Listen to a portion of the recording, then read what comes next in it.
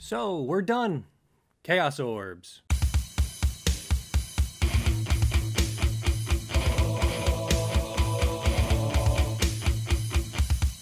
Hello everyone, George here, and this is it. We're done with the series, the last video. And there's also, of course, the most important thing, going to be a link to several different 3D modeling websites where the model will be available for free. I'm not releasing this one, which was the first test print with Maya, where we had that bad hair problem happen.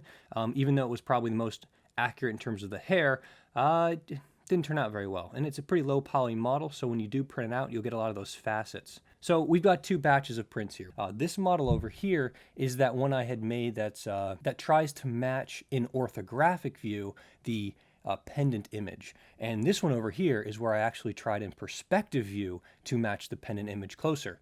And so let's take a look at each of these individually. So the first test print I did was this one, which is made out of wood. And the wood one is interesting. The wood has a very diffuse quality, and by diffuse I mean it doesn't have a highlight, a specular highlight. That's that shiny, glossy sheen you see on a lot of other things. In addition, the wood is a lot lighter, or at least it feels somewhat lighter than the other materials. And I'm told you can also sand this down if you decide to make it. Now the biggest problem with wood is the fact that when you do have these little nicks and little hiccups here and there, if you don't sand it, they're going to look kind of bad. Next up, we have the copper one. This I absolutely love. Copper is, if I had a choice, probably what I would print mine out in. It comes out really well. Copper looks fantastic. Now, next up, we've got a failed print. So the failed print is one done in gold. And the gold one, I just keep having problems with this filament. Every time I try to print with this thing, it bails out early, and I'm not sure why. I babysat this for about 5 hours, and then I left, and I came back, clogged up at the top, prevented it from moving further into the extruder. Now after that one, if you want to look at something coming from a different 3D printer, this one I did at work. So this is done with a brown filament.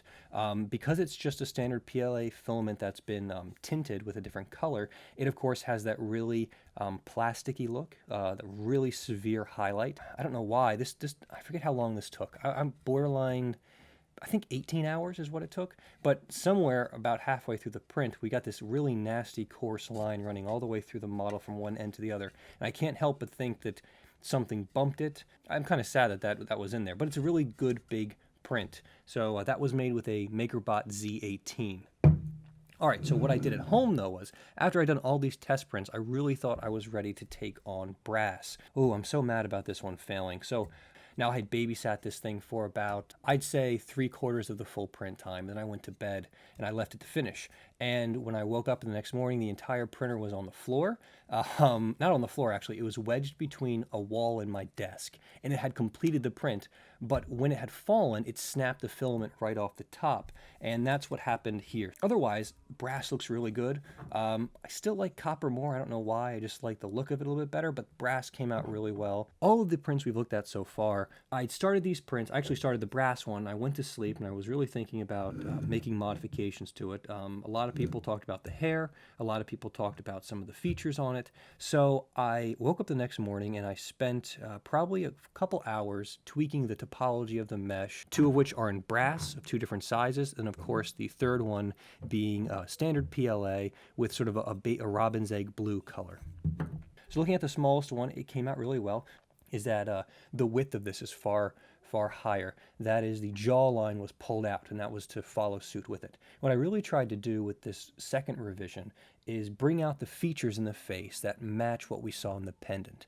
Now, the pendant is, I went with that as reference because that is what you're going to think of with the Chaos Orb. All of the features were sharpened considerably. The lips, the nose, the crease, the jawline, the cheekbones, as well as the crease in the upper brow. Now, I also changed the eyebrows.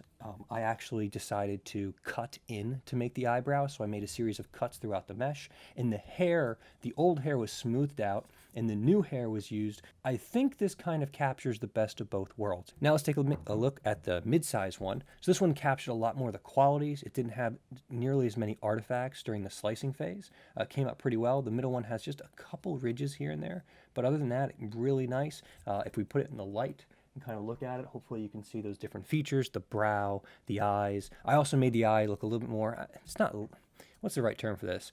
kind of disinterested maybe. Okay, so now let's take a look at the final one. So instead of using brass for this one, I want to print this one out in a different kind of filament.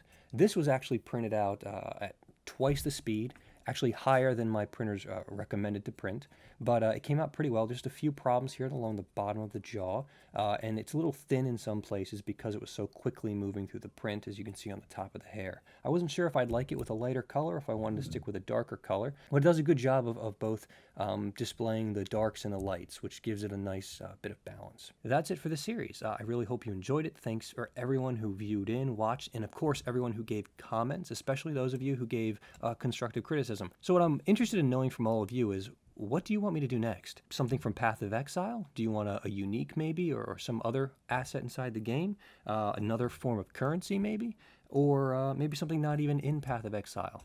I really enjoyed doing this. It was a lot of fun. I don't get a lot of chances to 3D model anymore, especially jump into ZBrush. Comment below, let me know what you want me to do, and you know, I'll see you in the weeks to come. So long, bye.